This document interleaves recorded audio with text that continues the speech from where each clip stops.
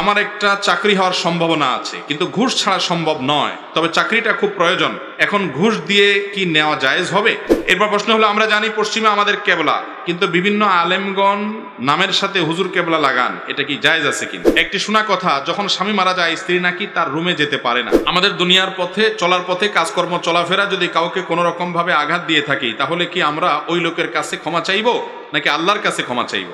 প্রথম স্ত্রী বর্তমান থাকা অবস্থায় প্রথম স্ত্রীর অনুমতি ব্যতীত দ্বিতীয় বিয়ে করা জায়েজ আছে কিনা? এতে যদি প্রথম স্ত্রী মনে করেন স্বামী দ্বিতীয় বিয়ে করার কারণে তার স্ত্রীর সংসার ভেঙে যাওয়ার সম্ভাবনা আছে।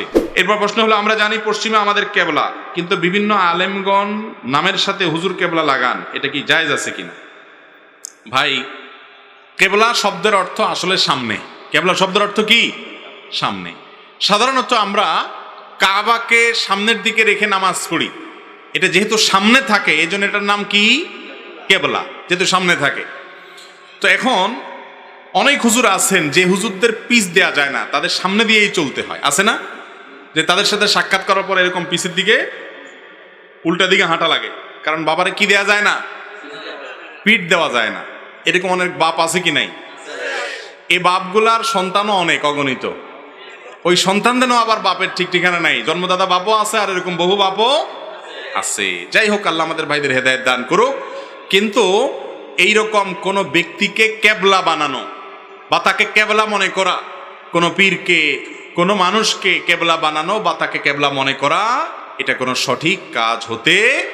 মুসলমানের কেবলা হলো কি? বাইতুল্লাহ। মুসলমানের কেবলা কি? কোন মানুষ, কোন পীর মুসলমানের কেবলা না। এটা ঠিক যে আমরা যে আলেমকে পছন্দ করি, কোরআন এবং হাদিস আলোকে উনি চলেন, উনি বলেন, উনি কোরআন হাদিসের বাইরে চলেন, যদি আমরা মনে করি, সাধারণত সচরাচর আমরা তাকে ফলো করি, অনুসরণ করি, তো তাকে দেখে দেখে চলি, সেই হিসাবে তাকে সামনে রাখি। এই অর্থে তাদেরকে আপনি বলতে পারেন যে তাদেরকে আমরা ফলো করছি। কিন্তু তাই বলে কেবলা একটা শরীয়ী পরিভাষা, যেটা বাইতুল্লাহ বা কাবার জন্য আছে, সেটা আপনি একজন মানুষের জন্য রাখলেন। আজকাল অনেকে তো আল্লাহ মাফ করুক, অনেক তথাকথিত পীর বা বাবাকে কেবলা যাকে বলে তাকে সেজদাও করে। যেরকম বাইতুল্লাহকে কেবলা বানায় সেজদা করে, এরকম মানুষকেও কেবলা বানায় সেজদা করে, আছে না নাই? তো এইসব কারণে মানুষ কেবলা নয়, কেবলা হলো বাইতুল্লাহ। আর মানুষের যদি ভালো কোনো কথা থাকে, গুণ থাকে, সেটা অনুসরণ করা হবে। সে অনুসরণটা ওই ব্যক্তির কারণে না, উনি কোরআন হাদিসের আলোকে বলেন সেই জন্য। ঠিক না ভাই? ঠিক। আলেম ওলামাকে শ্রদ্ধা করবেন, কথা শুনবেন, কেন? কারণ তারা কোরআন এবং হাদিসের আলোকে কথা বলেন। কিন্তু যদি উনি কোরআন হাদিসের বাইরে কথা বলেন, তাহলে আর তাকে অনুসরণ করা যাবে? তাহলে সে কেমনে কেবলা হলো? কেবলা তো মূলত আল্লাহ রব্বুল আলামিনের যে বাইতুল্লাহ, সেটা আপনি অনুসরণ তো করলেন মূলত আল্লাহকে এবং তার রাসূল সাল্লাল্লাহু আলাইহি সাল্লামকে। একজন আলেমকে মহব্বত করলেন, তাকে ফলো করলেন, সেটা কার খাতিরে? আল্লাহর খাতিরে এবং রাসূল সাল্লাল্লাহু আলাইহি সাল্লামের খাতিরে। ওই আলেমে যদি উল্টাপাল্টা করে, উল্টাপাল্টা বলে, তাকে কথা কি আপনি শুনবেন? তাহলে সে কিভাবে কেবলা হলো? কথা কি বুঝাতে পারছি? আল্লাহ আমাদেরকে বুঝার তৌফিক দান করুন। অতএব কোনো মানুষকে কেবলা বলবো না আমরা। কেবলা আমাদের কি? বাইতুল্লাহ। একটি শোনা কথা, যখন স্বামী মারা যায় স্ত্রী নাকি তার রুমে যেতে পারে না, এ কথার কোনো ভিত্তি নাই, এটা কুসংস্কার। স্বামী মারা যাওয়ার পর স্ত্রী স্বামীর রুমে যেতে পারবেন, কোনো অসুবিধা নাই। ইদ্যত পালন করবেন ওই বাড়ির এরিয়াতে 4 মাস 10 দিন। তিনি একান্ত প্রয়োজন ছাড়া অন্য বাড়িতে বা দূরে যাবেন না, কিন্তু তিনি তার স্বামীর কক্ষে যেতে পারবেন না, এমন কোনো কথা নাই। ইদ্যত পালনকালের সময় তুমি সাজগোজ করবেন না, এটা ঠিক আছে। তাই বলে সাদা কাপড় পরেই থাকতে হবে এমন কোনো কথা নাই। সচরাচর সাধারণ কাপড় চোপড় পরতে পারবেন। এরপরে প্রশ্ন, একটি মসজিদের ইমাম সাহেবকে কি হুজুর বলা যাবে কিনা? কোনো অসুবিধা না ভাই হুজুর বলতে। অনেকে এ ব্যাপারে আপত্তি তোলেন, বলেন যে হুজুর মানে উপস্থিত। হ্যাঁ, এটা ঠিক। হুজুর হাজের মানে কি? উপস্থিত। কোনো ব্যক্তি হয়তো এখানে নাই, উনি বাজারে আছেন, তারপরও বললেন যে হুজুর বাজারে আছে। তো হুজুর মানে যদি উপস্থিত হয়, ওই ভদ্রলোক তো এখানে নাই, উনি তো আছেন বাজারে, তাহলে তার হুজুর বললেন যে। এই যুক্তি দিয়ে অনেকে বলে হুজুর বলা ঠিক না। দেখেন, হুজুর শব্দের অর্থ বা হুজুর শব্দের মূল ধাতুর অর্থ যে উপস্থিত, এটা আপনারা কয়জন মানুষ জানতেন? আপনারা সবাই হুজুর বলে কি বুঝান? মানে একজন আলেম মানুষ, একজন কোরআন হাদিসের ইলমধারী মানুষ, একজন ইসলাম প্র্যাকটিস করেন এবং কোরআন হাদিসে চলার চেষ্টা করেন, এমন একজন মানুষ। ঠিক না ঠিক? আর ইন্নামাল আমালু বিন্নিয়াত, কোন শব্দ দিয়ে মানুষ কি বুঝায় সেটাই উদ্দেশ্য। আল ইবরাতু বিল মাআনি, শব্দের অর্থ কি আপনি নিচ্ছেন সেটাই হলো মূল। বিধায় হুজুর বলতে আমরা সাধারণত জনাব, সম্মানিত, এরকম কোনো অর্থে আমরা হুজুর শব্দ বলে থাকি, আলেমন আমাদের জন্য বলে থাকি, কোনো অসুবিধা নেই। এটার ওই অর্থ নিয়ে কেউ বলে না। সারা বাংলাদেশে একজন মানুষও পাওয়া যাবে না যে মানুষটা এই নিয়তে বলে যে আমার মসজিদের ইমাম সাহেব উনি যদিও আরেক জেলায় চলে গেছেন, আর গ্রামের বাড়ি চলে গেছেন ছুটিতে, তারপরেও উনি এখানে উপস্থিত আছেন, এরকম কেউ মনে করে? তাহলে অনুপস্থিত ব্যক্তিকে হুজুর বললে শিরক হয়ে যাবে, ঈমান নষ্ট হয়ে যাবে, এটা কোনো সঠিক কথা নয়। আর এরাবিয়ানরা সাধারণত আলেমুল আমাদেরকে বা সম্মানিত মানুষদেরকে শায়েখ বলেন। কি বলেন? শায়েখ বলেন। শায়েখ শব্দের অনেক অর্থের মধ্যে একটা হলো বৃদ্ধ, বুড়া, অথচ এটা জোয়ান জোয়ান মানুষরা কি বলে? শায়েখ বলে। তো ওই অর্থে তো বলে না, ওই অর্থে তো অর্থ হলো সম্মানিত, এটা বোঝানো। ঠিক একইভাবে হুজুর মানে কি উপস্থিত না অনুপস্থিত, যিনি বলেন তিনিও ওই অর্থের দিক খেয়াল করে বলেন না, তার উদ্দেশ্য হলো সম্মান দিয়ে কথা বলা। বিদায় এলাকার আলেমুল আমাদেরকে হুজুর বলাতে অসুবিধা নাই ইনশাআল্লাহ। এরপরে প্রশ্ন হলো, আমার একটা চাকরি হওয়ার সম্ভাবনা আছে কিন্তু ঘুষ ছাড়া সম্ভব নয়, তবে চাকরিটা খুব প্রয়োজন, এখন ঘুষ দিয়ে কি নেওয়া জায়েজ হবে? দেখেন, ঘুষ নেওয়া সর্বাবস্থায় হারাম। ঘুষ নেওয়া সর্বাবস্থায়, ঘুষ খাওয়াটা সর্বাবস্থায় হারাম, কিন্তু ঘুষ দেওয়াটা ওই ব্যক্তির জন্য জায়েজ যে ব্যক্তি ঘুষ না দিলে তার ন্যায্য অধিকার থেকে বঞ্চিত হবে। আপনি যেখানে যান চাকরির জন্য চেষ্টা করবেন, ঘুষ ছাড়া চাকরি হবে না। আপনি বাধ্য হয়ে ঘুষ দিছেন, কারণ এছাড়া হচ্ছে না, আপনি উপযুক্ত, তাও আপনাকে নেওয়া হচ্ছে না, তাহলে আপনি বাধ্য হয়ে দিছেন। তো বাধ্য হয়ে যদি দেন, নিরুপায় হয়ে যদি দেন, তাহলে সেটা কি আছে? জায়েজ।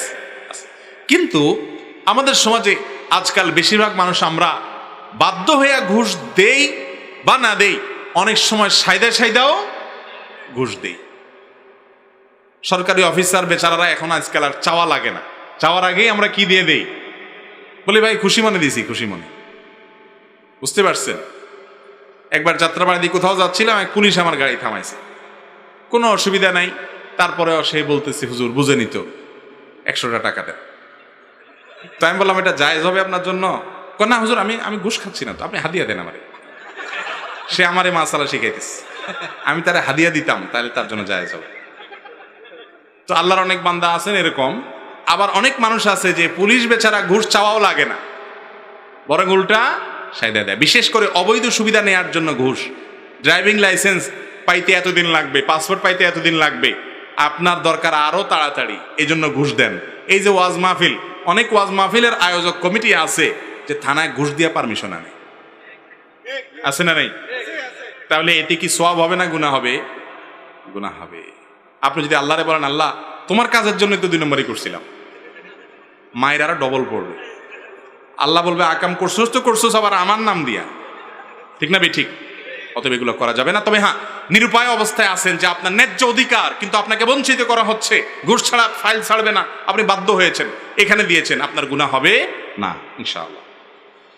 তবে ঘুষ ছাড়া যদি চাকরি না হয়, কেন চাকরি করতে হবে ভাই? উদ্যোক্তা হন, ব্যবসা শুরু করেন, ক্ষেত খামারি শুরু করেন। হারাম নিরুপায় হলে, হারাম দেয়া জায়েজ হলেও, ঘুষ দেওয়া জায়েজ হলেও আপনি যদি সেটাকে অ্যাভয়েড করতে পারেন আল্লাহর ভয়ে, যে না দরকারই নাই, আমি নিজে চেষ্টা করবো, প্রাইভেট করবো, অন্য কোনো চাকরি করবো, উপার্জন একটু কম হোক, সুবিধা একটু কম হোক, তাহলে আপনি আল্লাহর কাছে এর জন্য কি পাবেন? সওয়াব পাবেন ইনশাআল্লাহ। এরপর প্রশ্ন হলো, কিছুদিন আগে আমার একটা কন্যা সন্তান জন্ম নিয়েছে, তার নাম হলো জিকরা। জিকরা অর্থ কি জানলে খুশি হব? জিকরা মানে হলো স্মরণ। অতএব মেয়ের নাম জিকরা হতে পারে, কোনো অসুবিধা নেই, মানে তাকে দেখলে আমার স্মরণ হয় বা তার কথা আমি পেছনে স্মরণ করি, অতএব এটা রাখা যেতে পারে। আমি একটি মেয়েকে ভালোবাসি, সেও আমাকে ভালোবাসে, আমি তার সাথে অবৈধ সম্পর্ক না করে আমি তাকে বলেছি যে বিয়ের উপযুক্ত বয়স হওয়ার আগ পর্যন্ত আমার জন্য অপেক্ষা করবে, আমিও তার জন্য অপেক্ষা করব। ইসলাম শরীয়তের বিধান অনুযায়ী এই অপেক্ষা জায়েজ হবে কিনা? ভাই, সবচেয়ে বড় কথা হলো এরকম কিছু নেক্সুরতের ধোঁকা আছে, বুঝছেন? নেক্সুরতের ধোঁকা বুঝেন? মানে ইবলিস বলে যে না আমরা তেমন কিছু করব না, শুধু কি হবে কথাবার্তা বলা বলি হয়ে যাবে মুখে মুখে, আমরা একজনের জন্য অপেক্ষা করব। এটা নেক্সুরত ধোঁকা এই জন্য বলেছি, বেশিরভাগ এই রকম সম্পর্কগুলো তলে তলে নানা রকমের, নানা জেনার বিভিন্ন আইটেম আছে। মনে মনে জেনা, বিভিন্নভাবে জেনা হয়, কল্পনার জেনা, এই জেনাগুলোতে মানুষ লিপ্ত হয়। আপনি যখন বিবাহের উপযুক্ত হবেন তখন মেয়ে খুঁজবেন, পাত্রী খুঁজবেন। আপনাকে 10 বছর আগে, 5 বছর আগে পাত্রী খুঁজে রাখতে কে বলছে? প্রত্যেকটা কাজের একটা কি আছে? সময় আছে। গাছে যদি কাঁঠাল থাকে আপনারা গোপে তেল দিতে কে বলছে? কাঁঠাল এখনো পাকেই নেই, আপনি তেল দিয়ে বয়ে রয়েছেন, আরো 3 মাস পরে কাঁঠাল পাকবে। এটা কোনো বুদ্ধিমান মানুষের কাজ হতে পারে? ভাইরা আমার, হাসির কথা নয়। শয়তান আমাদের যুবক ভাইদেরকে বিভ্রান্ত করছে। মনে রাখবেন, বিয়ের একটা বয়স আছে, ওই বয়স আসা পর্যন্ত অপেক্ষা করবেন। আগে ভাগে এই সমস্ত সেটিং ফিটিং করা থেকে বেঁচে থাকবেন। ইবলিস আপনাদের কি বলে আমি জানি তো। ইবলিস আপনাদেরকে বলে, দেখ এইরকম মেয়ে আর পাবি না, আর এরে যদি মিস করস তোর জীবন পুরাই মিসা হয়ে যাবে। এরকম অনেক কথা যুবকদের ইবলিস বলে না? বিশ্বাস করেন, ইবলিসের চেয়ে বড় মিথ্যুক আল্লাহর জমিনে আর নাই। এই মিথ্যুক আপনার সাথে মিথ্যা কথা বলে, এটা মিথ্যা কথা। এই মেয়ে চলে গেলে এর চেয়ে বহুত ভালো মেয়ে দুনিয়াতে আসবে ইনশাআল্লাহ। আপনি এখন মেয়ের পিছে না ঘুরে ভালো করে পড়ালেখা করেন, মা মুরব্বী আম্মা আব্বার কথা শুনেন, মা বাবার নির্দেশ মানেন, কোরআন হাদিস অনুযায়ী চলেন, নামাজ কালাম পড়েন, মনোযোগ দিয়ে পড়াশোনা করার পাশাপাশি নিজেকে উন্নত করার চেষ্টা করেন, ভালো মানুষ করার চেষ্টা করেন। আপনি যদি ভালো মানুষ হন, বহুত মেয়ে আপনার পিছে পিছে ঘুরবে। বিয়ে না হওয়ার আগ পর্যন্ত যুবক, যেই মেয়ে চোখের সামনে পড়ে মনে হয় যে এটাই বোধ হয় আল্লাহর জমিনের সবচেয়ে বড় নেয়ামত আমার জন্য, এই জন্য অপেক্ষায় বসে থাকে যুগ যুগ, বছরকে বছর। আবার অনেক কপাল পড়া আছে, ওই মেয়ের বিয়ে হয়ে গেছে, সেজন্য দুঃখের চোটে নিজে আত্মহত্যা করে, আর বিয়েই করে না, বলে আর বিয়ে করবো না। আমি বলি যে এরকম যদি কেউ থাকে তার তো 4টা বিয়ে করা উচিত। কারণ যেই মেয়ে আমার রেখে চলে যেতে পারছে, হ্যাঁ, তাহলে বোঝা গেছে যে সে তার আখেরটা গোছাইছে, সে আনা। আমি কেন বেকুব থাকবো? অতএব তারও উচিত কি করা? 4টা বিয়ে। কথার কথা আর কি। আবার 4 বিয়ে করে মাইদুর খেয়ে আমার দোষ দিয়ে না, কথার কথা বললাম আর কি। যাই হোক ভাই, তো আগে থেকে এই যে বিয়ের জন্য পাত্র পাত্রী ঠিক করে রাখা, এটা ভালো জিনিস। যদি কেউ এরকম করতে পারে যে না, দিনদারির কারণে আমি একে চয়েস করেছি কিন্তু এই মুহূর্তে বিয়ে করতে পারছি না, একটা সীমিত সময়ের জন্য অপেক্ষা করব, এবং সে অপেক্ষাটা এমন অপেক্ষা হবে কোনো যোগাযোগ নেই, তাহলে সেক্ষেত্রে সেটা ভিন্ন বিষয়। কিন্তু দেখে শুনে কথা বলে তার চেহারা এটা মুখস্থ করে ফেলছেন, এখন বিয়ে আপনি 2 বছর 5 বছর পরে করবেন, তাহলে তো প্রতিদিন আপনার সামনে এক্সরে রিপোর্ট ভাসবে, ঠিক না বেঠিক? মনে মনে জেনা হবে কি হবে না? এই জন্য এটা সঠিক কোনো পথ না, পদ্ধতি না। এই জন্য বলেছিলাম শুরুতে যেটা নেক্সট সুরাতে ধোকা। কথা বুঝতে পারছি? আরে ভাই, বিয়ে করার মতো ক্ষমতা আছে, ময়মুরব্বীকে হাতে পায়ে ধরে কান্নাকাটি করে রাজি করে ফেলান, পয়সা করে কামাই টামাই করে বিয়ে শাদী করে ফেলান, শেষ ঝামেলা। আর না হলে অপেক্ষা করেন, কিন্তু আগে ভাগে সময় হওয়ার আগে ঠিক করবেন না। এখনো ইয়াং মানুষ পড়েন 8, 9, 7, 10, আর এখন থেকে আপনি বিয়ের জন্য পাত্র ঠিক করে ধুয়ে দিচ্ছেন। এগুলো সব শয়তানের ধোঁকা। মনে রাখবেন, এগুলো কেন হয়? চোখের জেনা করার কারণে। চোখ দিয়ে মানুষ প্রথম জেনা করে, এরপরে কল্পনার জেনা করে, এরপরে সরাসরি জেনায় মানুষ লিপ্ত হয় এবং তার চরিত্র নষ্ট হয়, ধ্বংস হয়, তার দাম্পত্য জীবন ধ্বংস হয়, পুরো জীবন অন্ধকারে চলে যায়। সাময়িক হারাম প্রাপ্তি এবং হারাম আনন্দ করতে গিয়ে গোটা জীবনকে জাহান্নাম করে দিবেন না। দুনিয়াতেই আপনি বুঝতে পারবেন যে আপনি হারাম রিলেশন করার কারণে কত বড় নেয়ামত হারিয়েছে।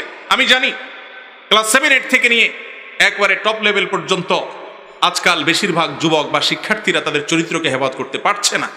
কঠিন একটা পরিবেশ। মনে রাখবেন, স্রোতের তালে গা ভাসানোর জন্য যোগ্যতা লাগে না, খড়কুটাও স্রোতের তালে গা ভাসাইতে পারে।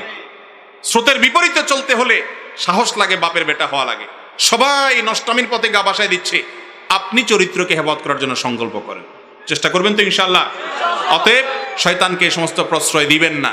বিয়ের উপযুক্ত হলে করে ফেলবেন, আর না হলে বছরকে বছর ঝুলায় রাখবেন, আর কল্পনার জেনায় লিপ্ত হবেন, সেই সুযোগ দিবেন না। আর যদি এগুলা থেকে মুক্ত থেকে আপনি অপেক্ষা করতে পারেন তাহলে কোনো অসুবিধা নাই, কিন্তু সেটা কঠিন। এরপরে প্রশ্ন হলো, বিবাহিত জীবনের মোহরানার বিধান সম্পর্কে আমার কোনো ইসলামী জ্ঞান ছিল না, বিধায় অতিরিক্ত মোহরানার শর্তে বিবাহ বন্ধনে আবদ্ধ হয়েছে, কিন্তু বর্তমানে তা আদায়ের সক্ষমতা না থাকায় আমি ব্যর্থ, সুতরাং আমার করণীয় কি? আরে বেচারার জন্য তো মায়া হয়, এটা তো ফান্দে পড়ে কান্দার মতো অবস্থা হয়ে গেছে। বিয়ের সময় মহারণা 50 লাখ 30 লাখ 40 লাখ ধরা দিছে, বেতন 10,000, এখন বেচারা কোত্থেকে দিবে? ভাই, এখন এই মুহূর্তে একটা মাত্র পথ আপনার খোলা আছে। সেই খোলা পথটা হলো বইয়ের হাতে পায়ে ধরে মাপটাপ চেয়ে যত তার কাছ থেকে আস্তে আস্তে মাপটাপ নিতে পারেন। যদি সভ্যভদ্র ছেলের মতো, ভালো মানুষের মতো খায় খেদমত করে প্রয়োজনে চুক্তিতে আসতে পারেন যে তোমার হাঁড়ি পাতিল এগুলা ধুয়ে দিই, মাসিক একটা বেতন ধরো, এখান থেকে কাটায় কাটায় তুমি আমারে অন্তত মুক্ত করো, আর বাকিটা মাফ করে দাও। এভাবে বিভিন্নভাবে বউয়ের কাছ থেকে মাপ পাওয়া ছাড়া আর কোনো পথ আপাতত খোলা নাই। এটা কিন্তু হাসির কথা বলিনি। মোহর যদি নির্দিষ্ট হয়ে যায়, সব ঠিক, বিয়ে শাদী হয়ে গেছে, এখন আপনি টের পাইছেন যে হায় হায় মুরব্বীরা তো আমার মুখে একটা রুমাল দিয়া বসায়া দিছে লাগায়া 10 লাখ 20 লাখ। তো এখন যদি আপনি টের পান পরে আইসা 1-2টা বাচ্চা কাচ্চাও হয়ে গেছে, বিয়ে শাদী হয়েছে 2-4 মাস হয়ে গেছে, এরকম কোন পরিস্থিতিতে আইসা এখন মনে হচ্ছে হায় হায় আমি তো মনে করছিলাম এটা কথার কথা মুরব্বীরা লেখে, গাল ফুটানি দিব যে আমার বিয়ে 10 লাখ মহারণা 20 লাখ মহারণা, এখন থেকে হুজুর বলে না এটা দিতে হবে বউরে, দেয়ার সামর্থ্য তো নাই, তাহলে এবার কি চাইতে হবে? সুসের মতো তীরের মতো চলবে। খবরদার, যারা অতিরিক্ত মোহর ধরা হয়ে গেছে, ওই যে মহিলা মাপ না করলে তো মাপ হবে না, সে তো পাওনাদার, অতএব পাওনাদারের কাছ থেকে এতগুলো টাকা মাপ করবে সে, একটু খেয়াখাদমত করবেন, হাঁড়ি পাতিল ধোবেন, মাজবেন, পোলাপানের প্যাম্পাস পাল্টাবেন, কাঁথা বালিশ ধোবেন, এই সমস্ত কাজ কাম করে মহিলার খেদমত করবেন। খোলাসা কথা হলো আপনার স্ত্রীর কাছ থেকে আপনাকে মাপ নিতে হবে। কথা কি বুঝাতে পারছি? তা না হলে কিন্তু জটিল এবং কঠিন। আল্লাহ তাআলা আমাদেরকে এই বিষয়গুলো বোঝার তৌফিক দান করুন। বেশিরভাগ মানুষই আমরা বিয়ে করি, মহিলাদের মোহর পরিশোধ করি না। আর দ্বিতীয় কথা হলো ভাই, আপনার সামর্থ্য নাই, বুঝলাম 50 লাখ ধরছে, আপনার সামর্থ্য মাসে 500 টাকা দেওয়ার যদি থাকে সেটা দেন, সেটাও দিবেন না, হুজুরের কাছে প্রশ্ন ধরায় দিবেন যাতে হুজুর এমন একটা পদ্ধতি বলে আপনি বাইং মাঝে মধ্যে বাইরে যান ফাঁক দিয়া। এটা হবে কেন? আপনি চেষ্টা করবেন আপনার সাধ্যে যতটুকু আছে ততটুকু অন্তত দেওয়ার, ঠিক না ভাই? ঠিক। আপনার সাধ্য অনুযায়ী আপনি চেষ্টা করছেন, 5,000 কামাই করেন, 4,000 সংসারে খরচ করেন, 1,000 বইরে দেন, মহরত দেন, শোধ করেন, তাও তো বেচারে দেখা একটু মায়া হবে যে আহারে বেচারা তো দিচ্ছে, একসময় বলবে ঠিক আছে আর দেওয়া লাগবে, ঠিক না ভাই? ঠিক। পাওনাদারে 1 টাকাও দিবেন না আর ফাঁক ফকর দিয়ে বাঁচার চেষ্টা করলে তো ঠিক না। তবে হ্যাঁ, যারা এখনো এই ফান্দে পড়েন নাই তারা আল্লাহর ওয়াস্তে সোজা হয়ে যান, বিয়ের মহারণা এমনভাবে ধরবেন যেটা পরিশোধ করতে পারেন। বিয়েতে মহারণা বেশি থাকা যদি খুব সম্মানের হইতো, খুব গর্বের হতো, তাহলে মুহাম্মদ সাল্লাল্লাহু আলাইহি সাল্লামের মেয়েদের মহর হতো অনেক বেশি, সেটা তো রাখেন নাই। তাহলে বোঝা গেল মহর অনেক বেশি হওয়ার ভিতরে কোনো কিনলাই কল্যাণ। এখন মুশকিল হলো মহর তো ছেলেরা সাথে ধরে না, মেয়ের বাপেরা তো ছাড়ে না, অনেক মোটা অঙ্ক ধরে, এটাও ভুল কাজ। যে বিয়েতে মহরের পরিমাণ বেশি থাকে সেটার চাইতে মহরের পরিমাণ কম থাকা বিয়ের মধ্যে বরকত বেশি হয়। অতএব সে চেষ্টা করবেন, হ্যাঁ যার সামর্থ্য আছে সে আবার অল্প দিবেন না, সেই স্ত্রীকে যত পারেন তত মহারণা দিবেন, আপনার সামর্থ্য আছে দিবেন ইনশাআল্লাহ। এরপরে প্রশ্ন হলো, ফরজ সালাতের পর অনেক মসজিদে উচ্চস্বরে দীর্ঘ সময় মুনাজাত করা হয়, তাহলে পিছনের রাকাত ছুটে যাওয়া নামাজীদের সমস্যার কথা ভাবা কি ইমাম সাহেবের দায়িত্বের মধ্যে পড়ে না? অবশ্যই পড়ে। এটা অনেক ইমাম সাহেবের ভুল। যে সমস্ত ইমাম সাহেবরা এই ভুলগুলা করেন, আপনারা মুক্তাদি সাহেবরা ওই সমস্ত ইমাম সাহেবদেরকে কোনো ভালো আলেমের কাছে নিয়ে যাবেন, বা তার সাথে ফোনে কথা বলাই দিবেন, বা ওনাকে দিয়ে বুঝাই দিবেন, বা ওনাকে বিনয়ের সাথে, ভদ্রতার সাথে, নম্রতার সাথে উপস্থাপন করবেন যে হুজুর আমি তো শুনেছি যে এইভাবে উচ্চস্বরে আপনি জোরে জোরে মুনাজাত করলে পেছনে যে 1 রাকাত 2 রাকাত ছুটে গেছে মাসবুক মুসল্লি আছে তাদের নামাজে যে ডিস্টার্ব হয়, এটা তো গুনাহের কথা, এটা তো জায়েজ নেই। অতএব এইরকম মুনাজাতের নামে মুসল্লিদের ডিস্টার্ব করা জায়েজ না, উচিত না। এরপর প্রশ্ন হলো, মহিলাদের সতর কতটুকু কোরআন ও হাদিসের আলোকে জানলে উপকৃত হবে? দেখুন, মহিলাদের সতর পরপুরুষের সামনে তারা তাদের পুরো শরীরকে ঢেকে রাখবে। আল্লাহ রাব্বুল আলামিন কোরআনে হাকিমে সূরা নূরে, সূরা আহজাবে মহিলাদের পর্দার বিধিবিধান বর্ণনা করেছেন। আল্লাহ রাব্বুল আলামিন ইরশাদ করেছেন যে হে রাসূল, আপনি আপনার পরিবারের মেয়েদেরকে এবং মুসলিম নারীদেরকে বলে দিন ইউদনিনা আলাইহিন্না মিন জালাবিবিহিন, তারা যেন তাদের মাথার উপরে কাপড়কে টেনে দেয়। আল্লাহ আরো বলেছেন ওয়ালা ইউবদিনা যিনাতাহুন্না ইল্লা মা যাহারা মিনহা, মহিলারা যেন তাদের সৌন্দর্য প্রকাশ না করে। অন্য হাদিসে এক হাদিসে আসছেন নবী করিম সাল্লাল্লাহু আলাইহি ওয়াসাল্লাম বলেছেন আল মারআতু আওরা, একজন নারী পুরাটাই কি আবৃত রাখার জন্য আল্লাহর পক্ষ থেকে নির্দেশিত, বিধায় তার সৌন্দর্য, তার পুরো শরীর, তার রূপ লাবণ্য এগুলোকে ঢেকে রাখতে হবে। এই ঢেকে রাখাটা এটা তার জন্য সম্মানের, এটা অসম্মানের না, যাতে করে বাজে চিন্তা কল্পনা কেউ করতে না পারে, এটা আত্মমর্যাদা থেকে তিনি করবেন। এরপর প্রশ্ন হলো, একটি শোনা কথা যখন স্বামী মারা যায় স্ত্রী নাকি তার রুমে যেতে পারে না, এ কথার কোনো ভিত্তি নাই, এটা কুসংস্কার। স্বামী মারা যাওয়ার পর স্ত্রী স্বামীর রুমে যেতে পারবেন, কোনো অসুবিধা নাই। ইদ্যত পালন করবেন ওই বাড়ির এরিয়াতে 4 মাস 10 দিন, তিনি একান্ত প্রয়োজন ছাড়া অন্য বাড়িতে বা দূরে যাবেন না, কিন্তু তিনি তার স্বামীর কক্ষে যেতে পারবেন না এমন কোনো কথা নাই। ইদ্যত পালনকালের সময় তুমি সাজগোজ করবেন না, এটা ঠিক আছে, তাই বলে সাদা কাপড় পরেই থাকতে হবে এমন কোনো কথা নাই। সচরাচর সাধারণ কাপড় চোপড় পরতে পারবেন। এরপরের প্রশ্ন হলো, আমাদের দুনিয়ার পথে চলার পথে কাজকর্ম চলাফেরা যদি কাউকে কোনো রকম ভাবে আঘাত দিয়ে থাকি, তাহলে কি আমরা ওই লোকের কাছে ক্ষমা চাইব নাকি আল্লাহর কাছে ক্ষমা চাইব? যদি কাউকে আপনি কষ্ট দিয়ে থাকেন, আঘাত দিয়ে থাকেন, গায়ে জোর ছিল, একটা গালি দিছেন, ধমক দিছেন, গায়ে একটা আঘাত করছেন, তাহলে আল্লাহর কাছে মাপ চাইলে হবে না। আল্লাহর কাছে তো মাপ চাইতেই হবে, কারণ আল্লাহর হুকুম লঙ্ঘন করেছেন। কিন্তু এর পাশাপাশি ওই লোক যদি জীবিত থাকে আর তার কাছ থেকে মাপ চাইতে পারেন, অবশ্যই তার কাছ থেকে কি চাইতে হবে? মাপ চাইতে হবে। শয়তান দিবে না, মনে চাবে না, লজ্জা লজ্জা লাগবে, তারপরে কি করতে হবে? মাপ চাইতে হবে। আল্লাহ তাআলা আমাদেরকে এটা বুঝার তৌফিক দান করুন। প্রথম স্ত্রী বর্তমান থাকা অবস্থায় প্রথম স্ত্রীর অনুমতি ব্যতীত দ্বিতীয় বিয়ে করা জায়েজ আছে কিনা? এতে যদি প্রথম স্ত্রী মনে করেন স্বামী দ্বিতীয় বিয়ে করার কারণে তার স্ত্রীর সংসার ভেঙে যাওয়ার সম্ভাবনা আছে, দেখুন এটা তো ঠিক যে ইসলাম একজন পুরুষকে একাধিক স্ত্রী রাখার অনুমতি দিয়েছে, একাধিক মেয়েকে, মহিলাকে বিয়ে করার অনুমতি দিয়েছে, কিন্তু তার শর্ত আছে। শর্ত কি? শর্ত হলো আল্লাহ রাব্বুল আলামিন বলেছেন যে ফাইন খিফতুম আল্লাহ তা'দিলু ফাওয়াহিদা, একাধিক স্ত্রী তার থাকলে তাদের মধ্যে সমতা রাখতে পারবে, এই শক্তি, এই মনোবল যদি থাকে যে আমি কারোর প্রতি বেইনসাফি করব না, জুলুম করব না, ইনসাফ এবং সমতা বজায় রাখতে পারবো, এই কনফিডেন্ট থাকলে, আত্মবিশ্বাস থাকলে তার জন্য একাধিক বিয়ে জায়েজ আছে। আর যার বিয়ে একটা করার পর, দুইটা করার পর নতুন বউর দিকে ঝুঁকে যাবে, পুরানটাকে ভুলে যাবে, তার প্রতি সমতা বজায় রাখতে পারবে না, এরকম ভয় হয়, তার জন্য একাধিক বিয়ে করা কি নেই? জায়েজ নাই। এখন যদি আপনার মনে হয় যে বিয়ে আরেকটা করলে আপনার আগের সংসারে টিকবে না, আপনি তার প্রতি জুলুম করবেন, তার ভরণ পোষণ দিবেন না, তাহলে সেক্ষেত্রে আপনার জন্য দ্বিতীয় বিয়ে করা জায়েজ। কথা বুঝতে পারছেন? এক্ষেত্রে আমাদের মা বোনদেরও মানসিকতা থাকা উচিত আল্লাহর সামনে নিজেকে সমর্পণ করা। কঠিন একটা বিষয়, আমাদের মনে যা চাইবে সেটা শুধু আল্লাহর নির্দেশ মানবো, যেটা আমার মনে বুঝে আসবে না বা চাইবে না সেক্ষেত্রে আল্লাহর নির্দেশ মানবো না বা আল্লাহর বিধানকে অস্বীকার করব, তাহলে আমি ইমানদার হতে পারলাম না। অতএব এক্ষেত্রে মা বোনদের মধ্যেও সহনশীল মানসিকতা থাকা উচিত। অনেক মহিলারা আছে, স্বামী বিয়ে করেছেন সেজন্য তিনি ওই সংসারই আর করবেন না, ব্যাস। আবার অনেক বউ বলে দেয় যে আমার চেহারা দেখবে না তুমি, শেষ, আমি নাই, মানে আত্মহত্যা করে ফেল। এটা হলো বোকামি, এর চেয়ে বড় বোকামি আর কিছু হতে পারে না, কারণ মুসলমান কখনো আত্মহত্যা করতে পারে না। আর তাছাড়া এই যে সহনশীলতার মানসিকতা, এটা রাখা উচিত, এটা মা বোনদের মধ্যে এতটুকু সবর থাকা উচিত। কিন্তু পুরুষরা মনে চাইলো আর দ্বিতীয় বিয়ে করবেন, এত সহজ না। ইনসাফ করার কনফিডেন্ট না থাকলে আপনার জন্য দ্বিতীয় বিয়ে করা উচিত না।